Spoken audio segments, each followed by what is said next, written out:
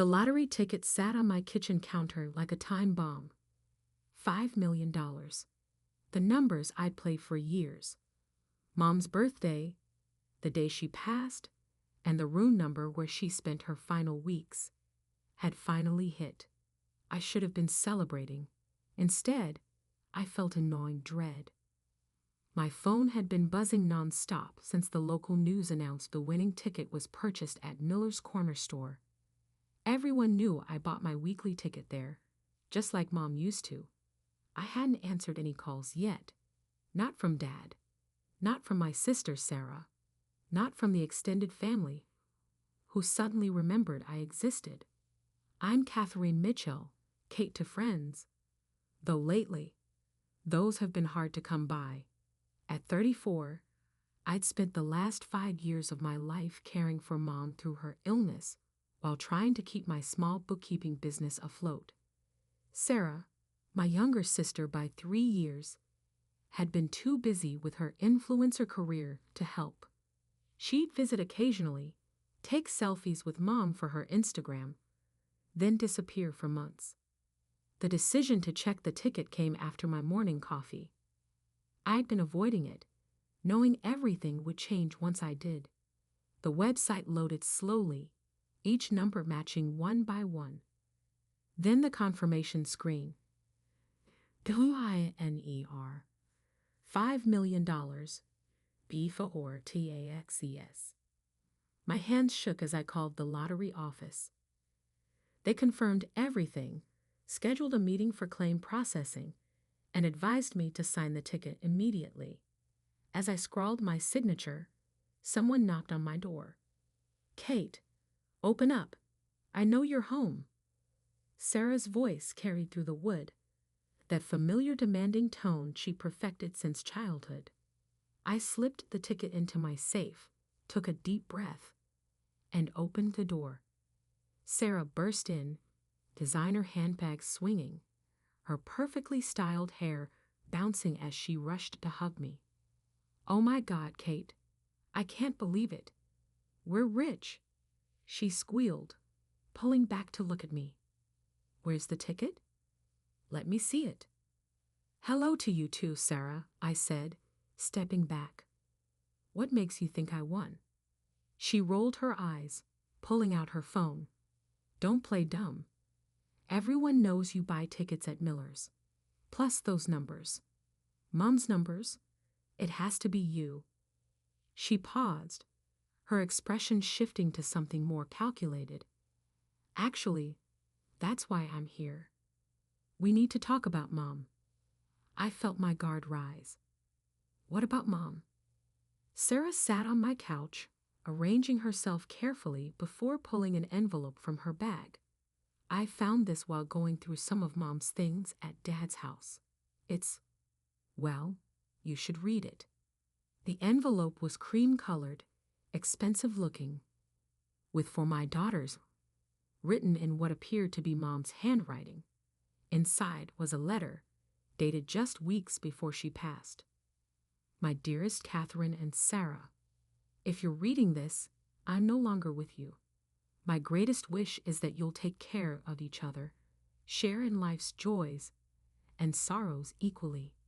Any fortune that comes to one should be shared with the other, as that's what sisters do. Please honor my final wish and split any windfall between you, keeping our family whole and united. Love always, Mom." I stared at the letter, something feeling off. Mom had never been this formal in her writing. And the paper, it was too new, too crisp for something supposedly written over a year ago. "Isn't it beautiful?" Sara wiped at her eyes. Mom knew. She must have had a feeling about the lottery. "We have to honor her wishes, Kate." I folded the letter carefully. "I'll think about it." Sara's face darkened. "Think about it? It's Mom's dying wish. You can't just ignore that." "I need time to process everything," I said firmly. "I haven't even claimed the ticket yet." "Fine." Sara stood, smoothing her designer dress. "But remember, Mom wanted this. And Dad agrees with me. He's expecting us for dinner tonight to discuss everything. She headed for the door, then turned back. Don't be selfish, Kate. Not with Mom's numbers. After she left, I sat in silence, the letter on my coffee table seeming to mock me. Something wasn't right. Mom and I had spent countless hours together during her illness, having deep conversations about life, family, and the future. She'd never mentioned anything about sharing windfalls. My phone buzzed, Dad requesting my presence at dinner.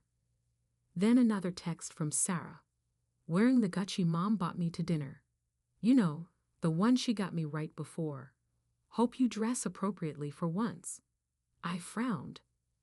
Mom hadn't bought Sara any Gucci anything. She'd been too sick, too focused on paying medical bills. I'd been the one handling her finances, watching our family savings dwindle while Sara posted about her gifted luxury items on Instagram. That evening, I drove to Dad's house, the same one where Mom had spent her final months. Sara's new Mercedes was already in the driveway, parked exactly where Mom's old car used to sit. Dad had sold it shortly after she passed, saying he couldn't bear to see it empty. Inside, Sara and Dad sat at the dining table, a bottle of expensive champagne already open. There's our millionaire, Dad called out, raising his glass. Or should I say, our millionaires? I took my seat, noting the empty fourth chair, Mom's chair. I haven't claimed anything yet. But you will, Sara said, sliding the letter across the table. And you'll honor Mom's wishes. Right, Dad? Dad nodded, his expression serious. Your mother wanted you girls to share everything. It's only right, especially since these were her numbers. Her numbers that I played every week, I pointed out.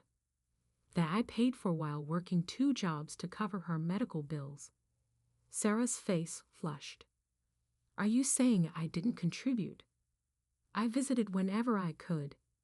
Taking selfies isn't contributing, Sara, I said quietly. Where were you during the night shifts? During the hospital stays? When we had to decide about treatments? I was building my brand. Sara slammed her hand on the table. Someone had to think about the future. And now the universe is rewarding our family. We should share in that reward. Dad reached for my hand. Kate, honey, your sister needs this. Her influencer career isn't as profitable as she shows online. She's in debt. This money could help her start fresh. I pulled my hand away. And what about my fresh start? What about the years I put my life on hold? That was your choice, Sara snapped. Nobody asked you to play martyr. No, Mom asked me to be there for her. I stood up, my chair scraping back. And I was, every day, every night, every moment until the end. Where were you, Sara? Shopping with her credit card, posting about your blessed life while I watched her slip away. The room fell silent. Dad looked down at his hands. Sara's perfectly made-up face crumpled slightly before hardening. I'm calling my lawyer, she announced. That letter is legally binding. Mom's final wishes have to be respected. I laughed, a hollow sound. Go ahead, call them. But first, explain something to me.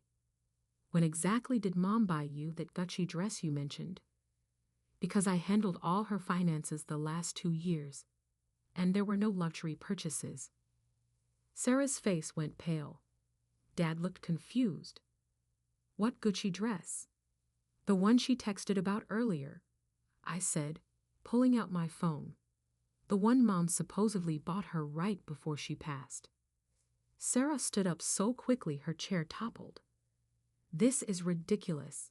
I'm not on trial here. This is about Mom's wishes.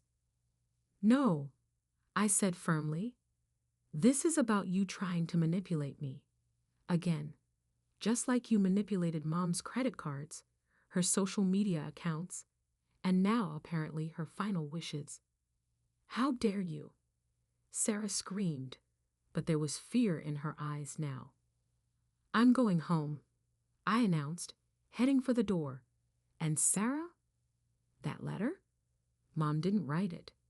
The paper's too new, the handwriting slightly off, and most importantly, I turned back to face them.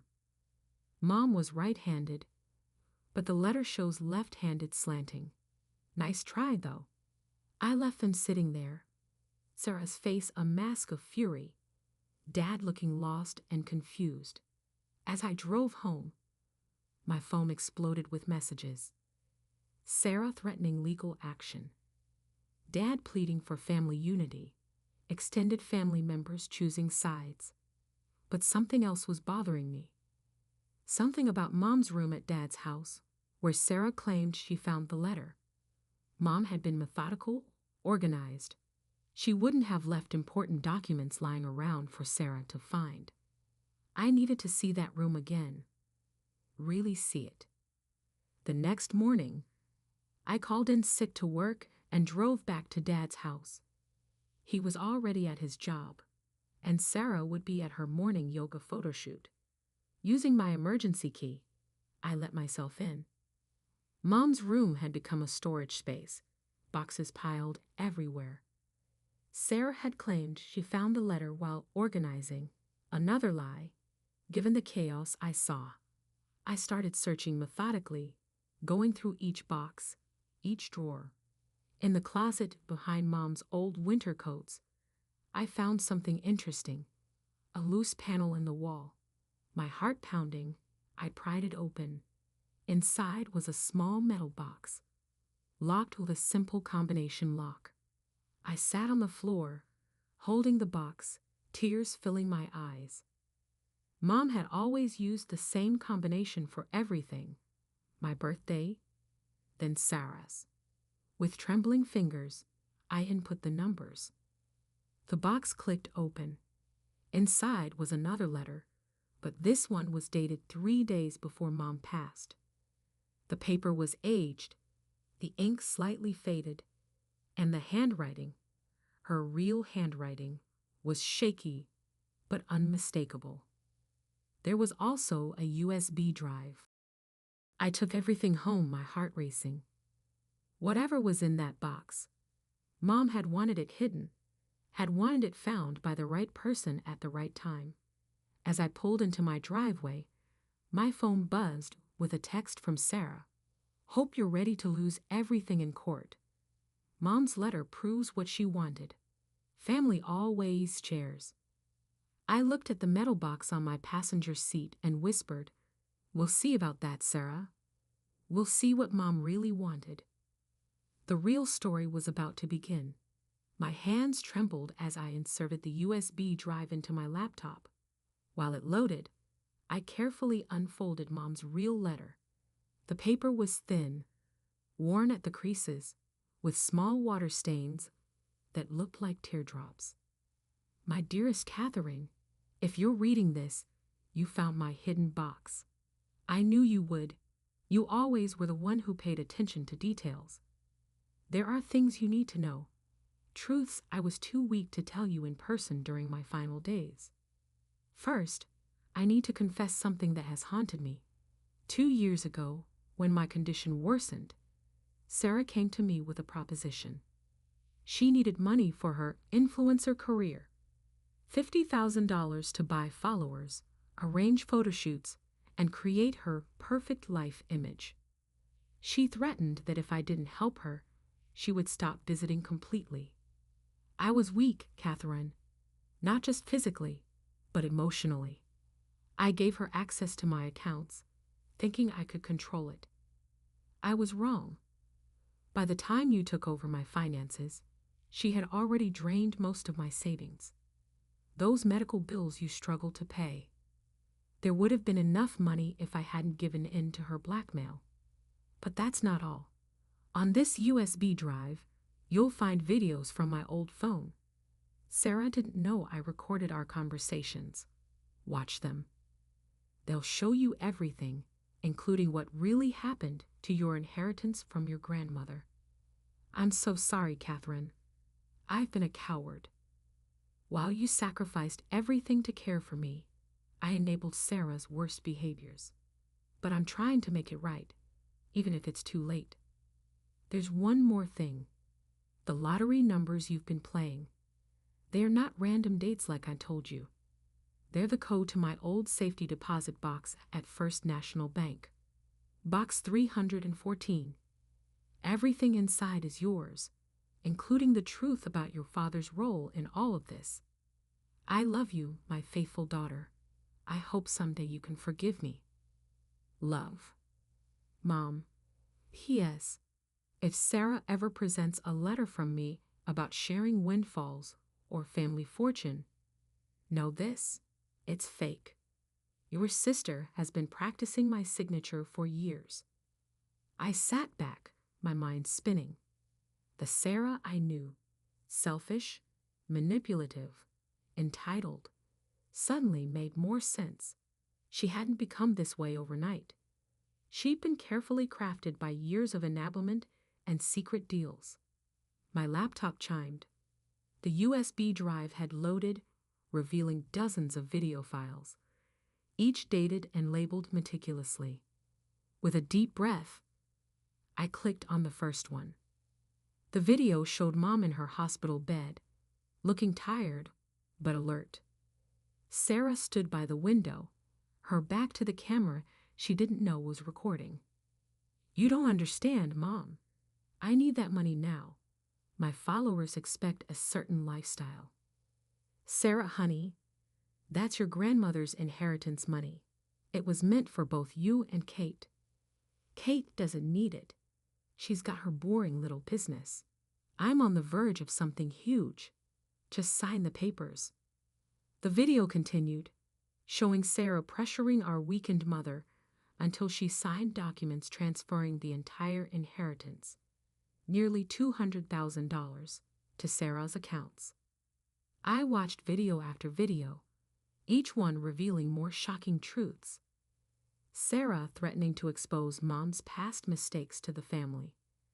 Dad standing by silently, occasionally defending Sara's actions with weak excuses about her pursuing her dreams.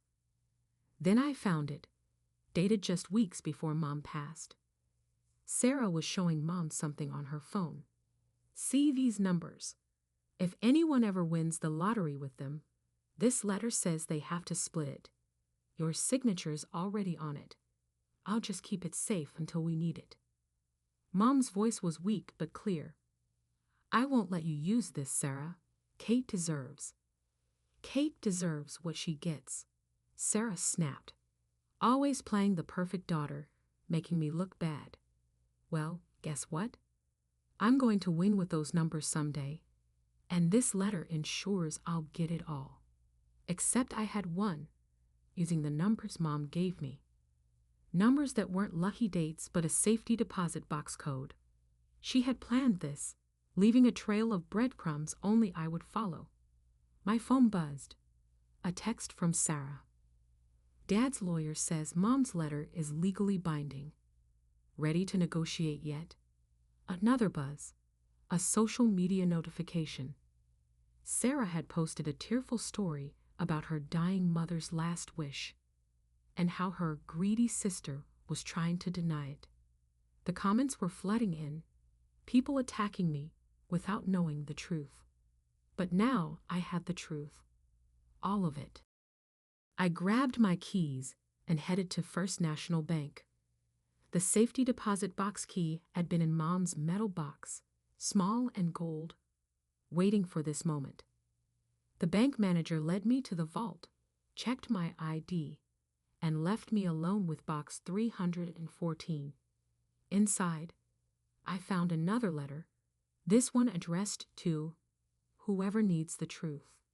It detailed everything, how Sara had systematically manipulated and drained Mom's accounts, how Dad had helped cover it up to keep the peace, how my grandmother's inheritance had been stolen through forged documents. But there was more.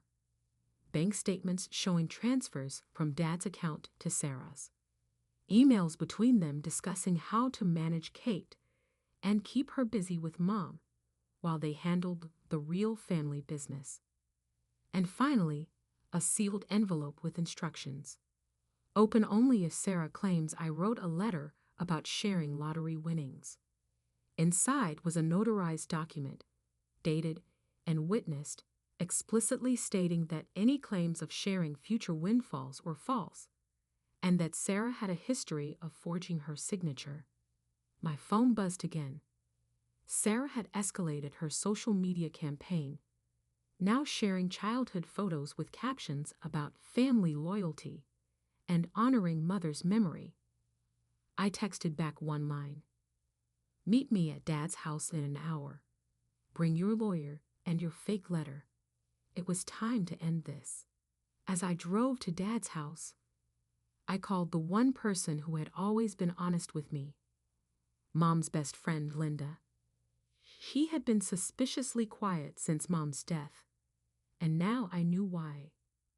I found everything, Linda, I said when she answered. The videos, the safety deposit box, all of it. She sighed heavily. Grace told me she left you a trail. She was so ashamed, Kate. Your father threatened to divorce her if she didn't go along with Sara's schemes. She thought she was protecting you by keeping you focused on her care instead of the family drama. Will you come over to Dad's? I'm about to confront them, and I could use a witness they can't intimidate. I'll be there in 20 minutes, she promised. It's time everyone knew the truth. I pulled into Dad's driveway, noticing Sara's Mercedes was already there, along with an unfamiliar car, probably her lawyer's. Linda's sensible Honda pulled in behind me. Inside, Sara sat with a smug expression, a man in an expensive suit beside her. Dad looked nervous, pacing by the fireplace. Before anyone speaks, I said, placing Mom's metal box on the coffee table, I have something you all need to see. The room fell silent as I opened my laptop. Sara's lawyer started to speak, but I held up my hand. First, we're going to watch something, I said, connecting the USB drive. Linda, would you mind taking notes? We might need a witness statement later. Sara's confident smirk faltered slightly. What's Linda doing here? This is a family matter.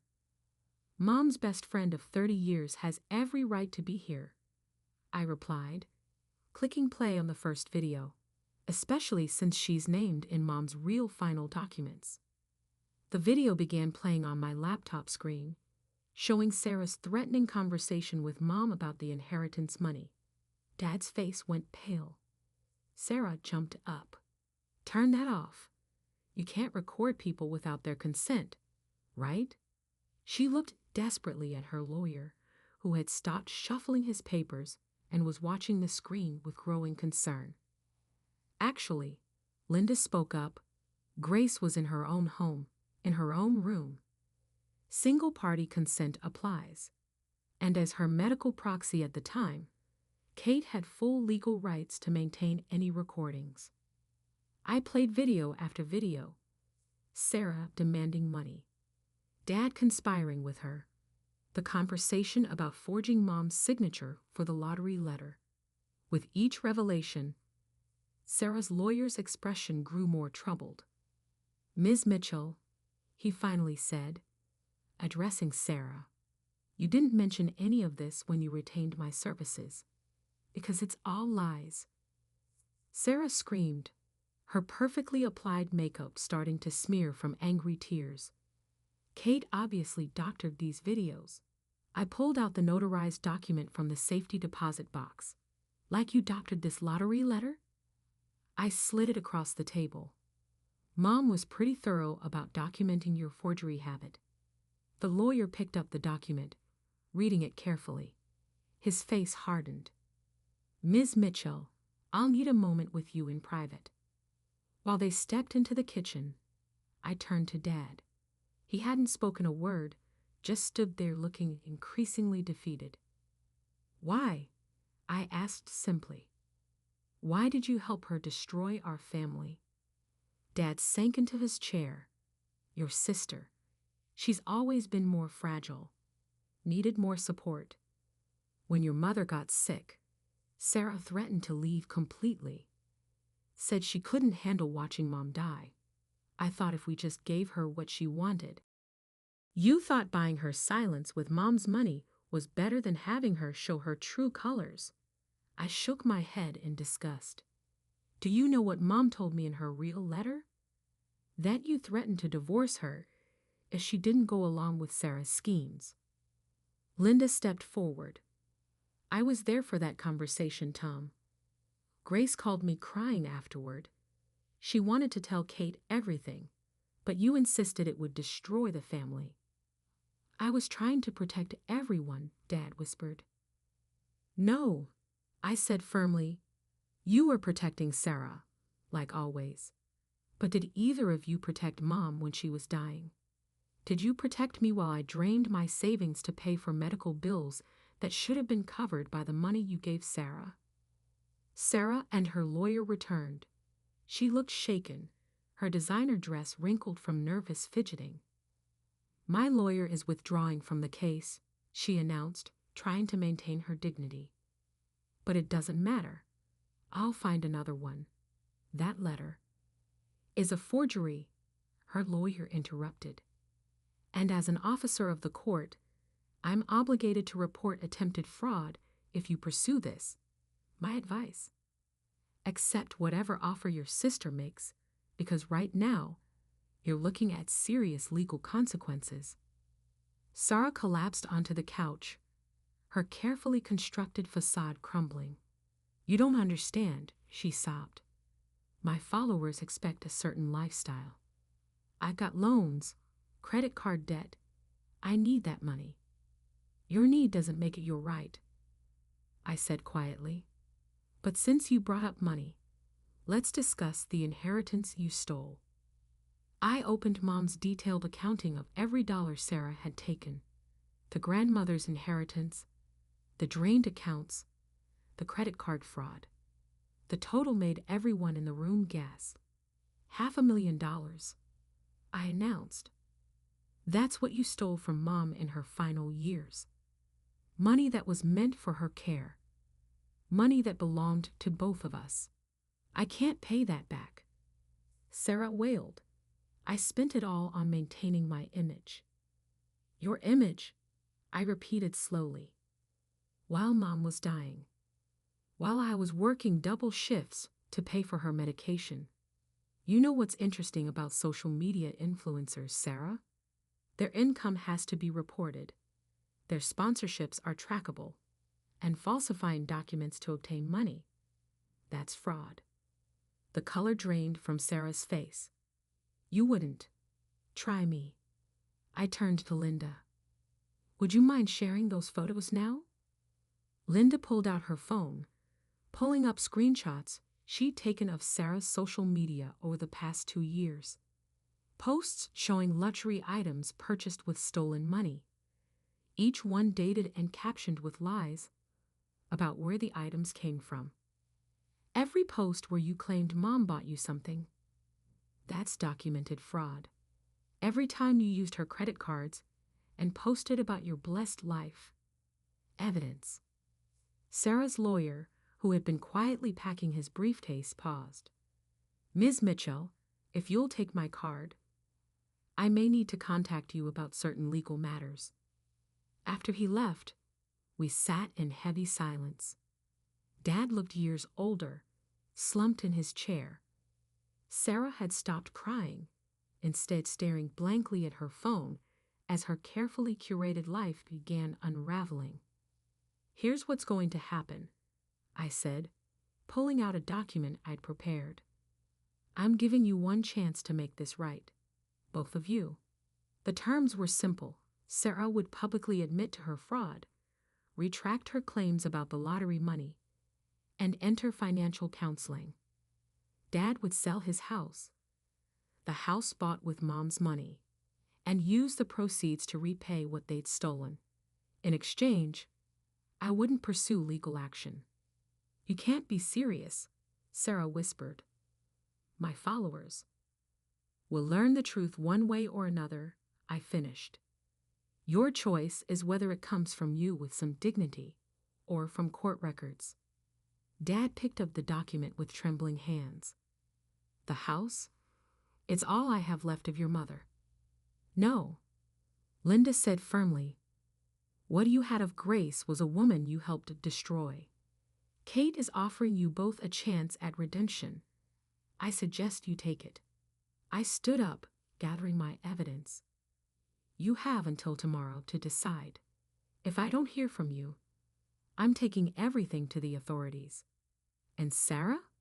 I'd start saving those social media posts. The police will want to see them. As I turned to leave, Sara's quiet voice stopped me. Wait, what about the lottery money? I looked at my sister, really looked at her. The designer clothes that cost Mom's peace of mind. The perfectly styled hair paid for with stolen inheritance.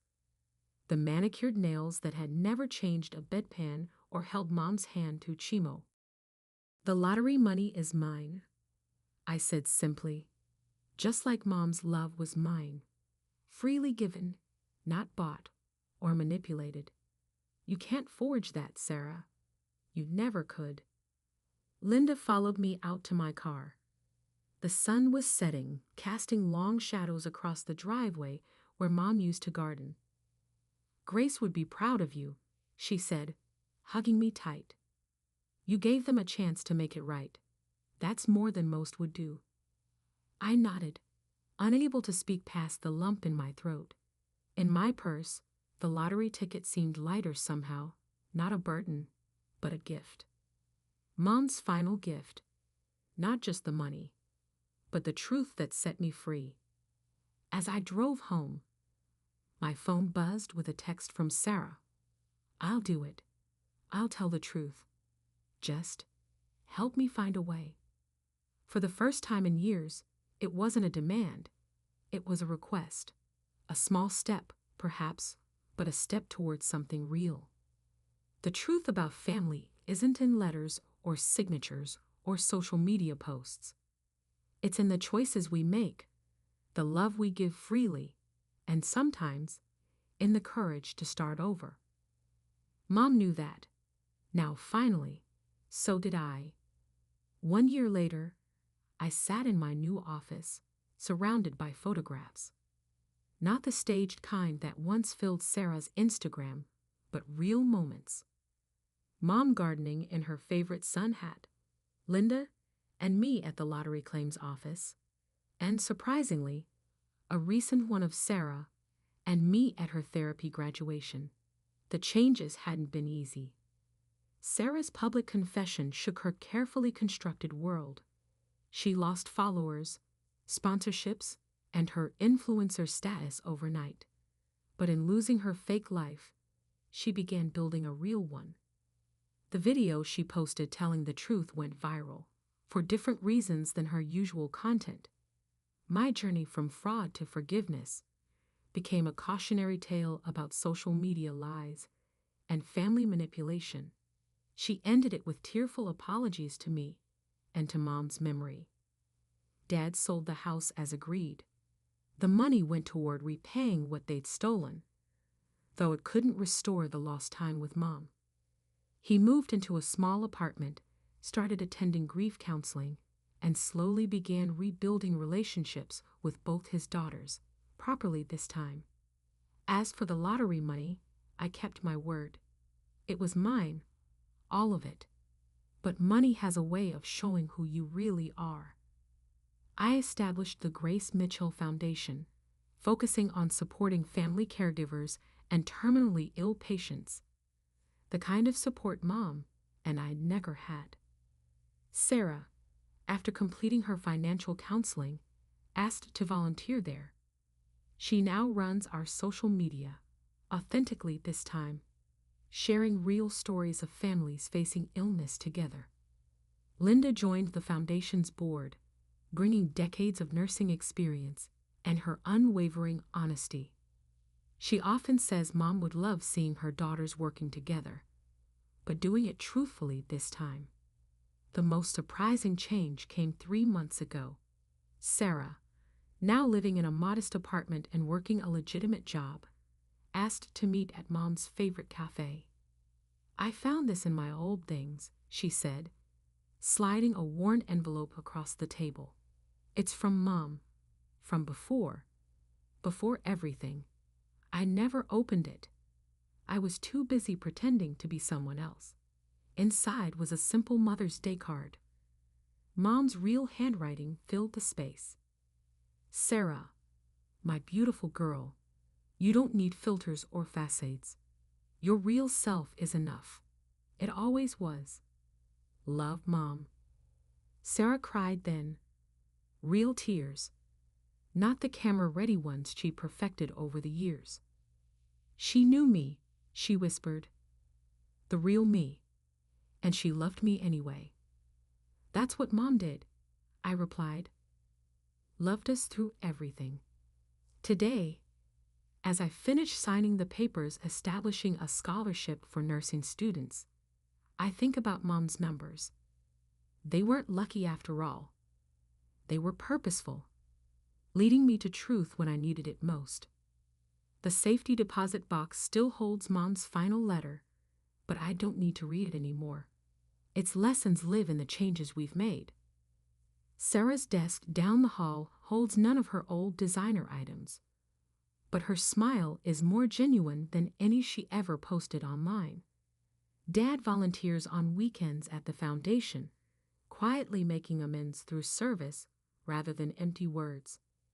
The millions didn't change me. Mom's love had already made me rich, but they changed my family by showing us who we really were and who we could become. Yesterday, Sara brought me coffee, not the expensive kind she used to pose with, just simple coffee from Mom's favorite cafe. "I found another video from Mom," she said quietly. "From the good days before everything. We were all in the garden, remember? You were planting her roses, and I was actually helping, not just pretending for photos. We watched it together in my office. Mom's laugh, real and unfiltered. Sara's natural smile. My focused determination to get those roses just right. A genuine moment, caught by accident, more precious than any staged perfection." "That's who we were supposed to be," Sara said softly. "That's who we can be again." She was right. The lottery didn't just give me millions. It gave my family a second chance at being real. Not perfect. Not filtered. Just real. Mom would have liked that. After all, her numbers led us here.